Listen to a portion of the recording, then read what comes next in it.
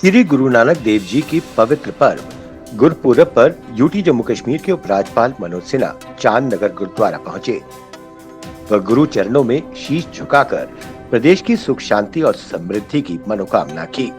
इस मौके पर बोलते हुए उन्होंने कहा कि समस्त प्रदेश वासियों को गुरपुरब की शुभकामनाएं और गुरु परंपरा पर उन्होंने प्रकाश डाला।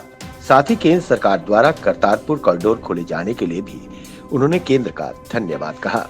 जगजीत सिंह जी, डीजीपीसी के अध्यक्ष सरदार फतेह सिंह जी, जनरल सेक्रेटरी, सभी कमेटी के मेंबरान, जम्मू कश्मीर प्रशासन के सभी अधिकारीगण, यहाँ उपस्थित भाइयों बहनों और पत्रकार मित्रों,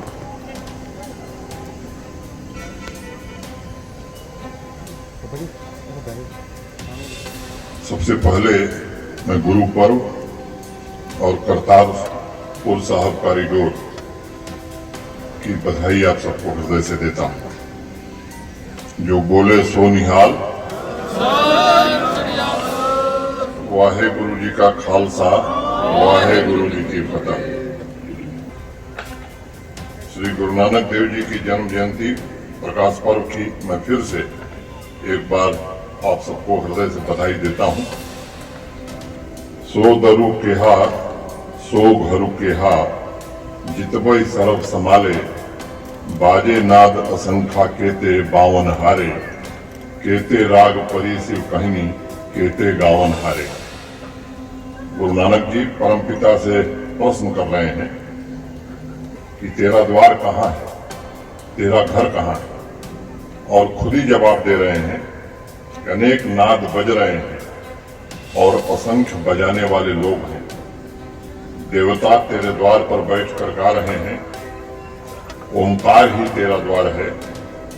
आज इस पर्व पर कहनद नाद के इस पवित्र स्थान से मैं जम्मू कश्मीर के सभी नागरिकों को बधाई देता हूं और उनके स्वस्थ जीवन की मंगल कामना भी करता हूं। जाता है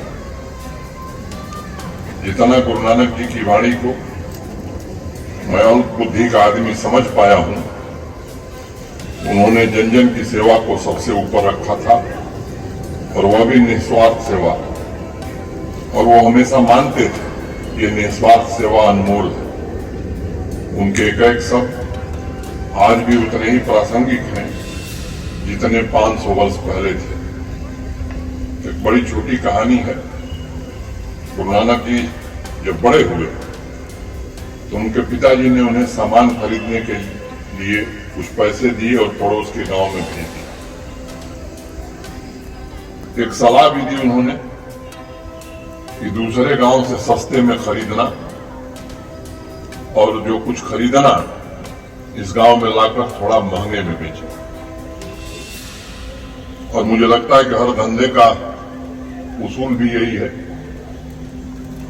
जो भी करो उसमें मुनाफा हो। गुरु नानक जी ने सामान तो खरीदा, लेकिन जब वापस आ रहे थे तो रास्ते में कुछ साधु मिल गए। कई दिन से भूखे थे साधु लोग। पिताजी के सिखाए धंधे के मुनाफे की बात वो भूल गए। गुरु नानक जी ने पूछा कि भाई आप लोग भूखे बैठे हैं, उठिए, क्यों नहीं गांव चले जाते और कुछ खा लेते। साधुओं ने कहा यही तो हमारा व्रत है कि जब परम पिता की मर्जी होगी तो वही हमें भोजन देंगे। गुरु नानक जी थोड़ी देर के लिए सोच विचार में पड़ गए। फिर विचार किया उन्होंने और उन्हें लगा कि भूखे को भोजन कराने से ज्यादा लाभ और कुछ हो नहीं सकता है। और तत्क्षण उन्होंने निर्णय किया कि जो खाने का सामान वो खरीदे हैं वही साधुओं को दे देंगे। गुरु नानक जी के साथ उनके एक मित्र भी थे, बाला। उन्होंने गुरु जी से कहा कि क्या आप पागल हो गए हैं? आपके पिताजी ने कहा है कुछ लाभ कमा के आना, और आप तो सब लुटाने पर उतारू हो गए। लेकिन गुरुजी ने बात अनसुनी कर दी और साधुओं को खिला पिलाकर प्रसन्नचित्त होकर घर लौट आए। पिताजी ने देखा कि बेटा खाली हाथ आया है, जाहिर सी बात है गुस्सा आया उन्हें और बोले कि तू सब कुछ बर्बाद कर देगा। गुरु नानक जी ने कहा कि आप सोचिए, मैंने भूखे साधुओं को भोजन कराया है और इससे ज्यादा लाभ, इससे ज्यादा मुनाफा किसी और काम में हो नहीं सकता है। मोदी जी का भी हृदय से साधुवाद करना चाहूंगा, जिन्होंने गुरु परंपरा को जन जन तक पहुंचाने के लिए राष्ट्रीय कर्तव्य के रूप में एक बृहद कार्य योजना बना करके इसे आगे बढ़ाया है। दूसरी खुशी की बात है, जो मैंने पहले कहा कि प्रकाश पर्व से पहले ही करतारपुर कॉरिडोर खोल दिया गया है, जो सिख समुदाय और गुरुओं के प्रति उनकी अपार श्रद्धा को दिखाता है। मुझे अत्यंत प्रसन्नता है कि जम्मू कश्मीर में सिख समुदाय ने मानवता की सेवा की परंपरा गुरुओं के आशीर्वाद से बढ़ चढ़ करके इस काम में हिस्सा लिया है। अभी कोरोना की सेकेंड वेव के दौरान चाहे लोगों को भोजन पहुंचाना हो, राशन पहुंचाना हो, सिख समुदाय ने जो कार्य किया है वो केवल जम्मू कश्मीर के लिए नहीं बल्कि पूरे देश के लिए प्रेरणास्पद है। मित्रों, पिछले 500 सालों में हिंदुस्तान के इतिहास में कभी भी ऐसा वक्त नहीं आया जब गुरु नानक देव जी के दर्शन ने सर्व समाज का मार्ग न प्रशस्त किया। उनके धार्मिक सद्भाव और अहिंसा की शिक्षा आज भी मानवता के लिए प्रेरणा स्रोत है। चाहे जितनी भी बाधाएं, मुश्किलें हों, चुनौतियां हों, उनका सामना करने की शक्ति हमें गुरु जी के जीवन और उनके दर्शन से मिलती है। धौर धर्म दैधा का पुतु संतोष था जिन सूती जे को बूझे होवे सचियारू।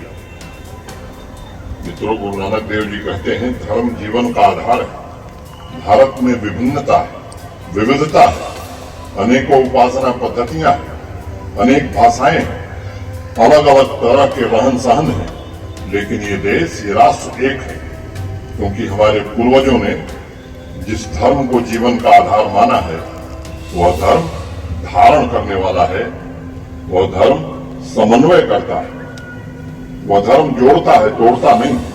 और इसी धर्म की, इसी विचार की रक्षा के लिए गुरुओं के त्याग बलिदान से भारत का इतिहास भरा पड़ा है। गुरु नानक देव जी ने एक और बात कही है, दया और संतोष। मनुष्य का पूरा जीवन, मैं मानता हूं कि इन दो शब्दों में समाया हुआ है। ये अपने आप में एक संपूर्ण जीवन दर्शन है। संतोष और मानव सेवा का गुरु नानक देव जी का मंत्र खुद के जीवन में ढालना और जन जन तक पहुंचाना, मैं समझता हूं कि आज अगर यही हम संकल्प लेते हैं तो ये सबसे बड़ा कर्तव्य हमारा होगा। ब्यूरो रिपोर्ट, दी अर्थ न्यूज।